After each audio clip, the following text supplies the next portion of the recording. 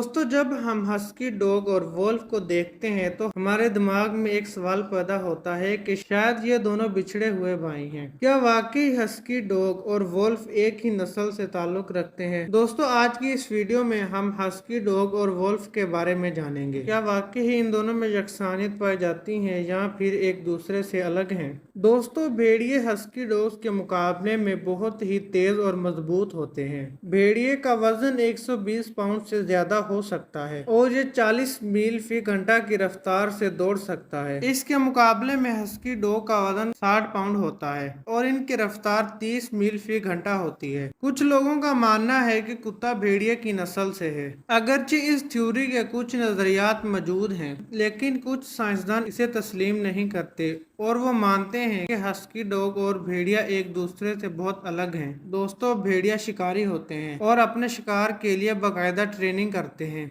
एक बड़ा भेड़िया एक वक्त में तकरीबन 22.5 पाउंड गोश्त खा सकता है, जबकि एक साइबेरियन हस्की के लिए 4 से 5 किलो गोश्त रोजाना के लिए काफी होता है। दोस्तों, हस्की डॉग से मिलता जुलता एक कुत्ता और भी है जिसे अलाक्सन मालम्यूट कहते हैं। अक्सर लोग इसे हस्की डॉग समझ लेते हैं। ये तगड़े और हस्की डॉग से कद में बड़े होते हैं। इनका वजन 70 से 85 पाउंड तक होता है। अगरचे ये हस्की से ज्यादा दौड़ते हैं, लेकिन ये हस्की के मुकाबले में जल्दी थक जाते हैं। 1924 में अलास्का के शहर नोम में एक बीमारी फैल गई। इस बीमारी का नाम डिफ्थीरिया था। ये एक मोहलक बीमारी थी। इस बीमारी को उर्दू में खुन्नाक कहा जाता है। ये बीमारी गले और नाक को ज्यादा मुतासर करती है और ये बीमारी एक शख्स से दूसरे शख्स में मुंतकिल हो जाती है। जब डिफ्थीरिया बीमारी फैली तो नोम शहर स्नो स्टॉर्म्स की वजह से दूसरे शहरों से कट गया। आने जाने के लिए तमाम जमीनी रास्ते बंद हो चुके थे। डिफ्थीरिया के इलाज के लिए इस्तेमाल होने वाली दवाई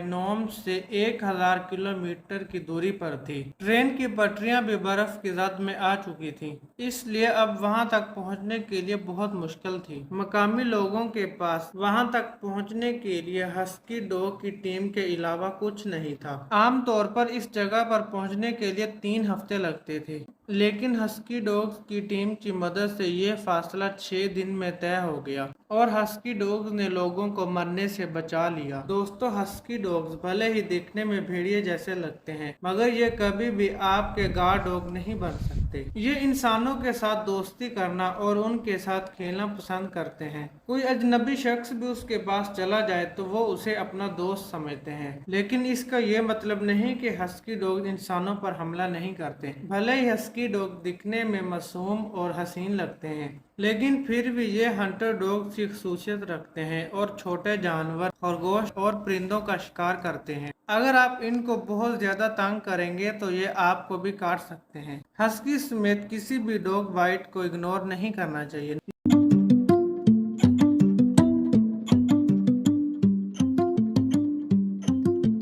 1979 से 1998 तक अमेरिका में हस्की डॉग की वजह से 15 अफराद जाँ बहक हुए, जिनमें ज्यादातर बच्चे थे। डॉग एक्सपर्ट और ट्रेनर कहते हैं कि कभी भी किसी भी वक्त बच्चे को कुत्ते के साथ अकेला ना छोड़ें, चाहे वो कौन सी भी नस्ल हो और साइज भी उसका कितना हो। दोस्तों, हस्की डॉग्स की बाइट 320 पाउंड तक होती है, जो अमेरिकन पिट बुल की बाइट पावर के बराबर है।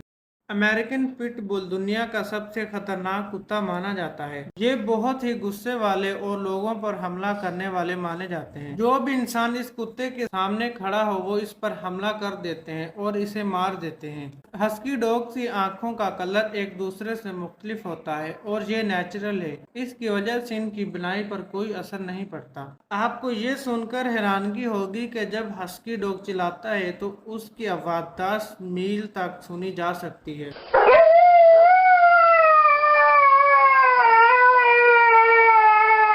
कुछ लोग समझते हैं कि हस्की डॉग ज्यादा मजबूत नहीं होते। 1963 में चार्ली नामी कुत्ते ने सबसे मजबूत कुत्ते का मुकाबला जीत लिया, यहाँ तक कि उसने दूसरी बहुत सी नस्लों के मुकाबले में कामयाबी हासिल की, जिनकी ताकत के बहुत चर्चे थे। जैसा कि रोटवेलर और जर्मन शेफर्ड। चार्ली एक भारी भरकम ब्लॉक खींचने में कामयाब हो गया जिसका वजन 1 टन था। हस्की ज्यादातर ठंडे इलाके में रहना पसंद करते हैं, लेकिन इनके लंबे और घने बाल गर्मियों में भी इनको ठंडक देते हैं। लेकिन इसका यह मतलब नहीं कि आप गर्मियों में इसको लंबी वाक पर ले जाएं। इससे इनको डिहाइड्रेशन हो सकती है और ये मर सकते हैं।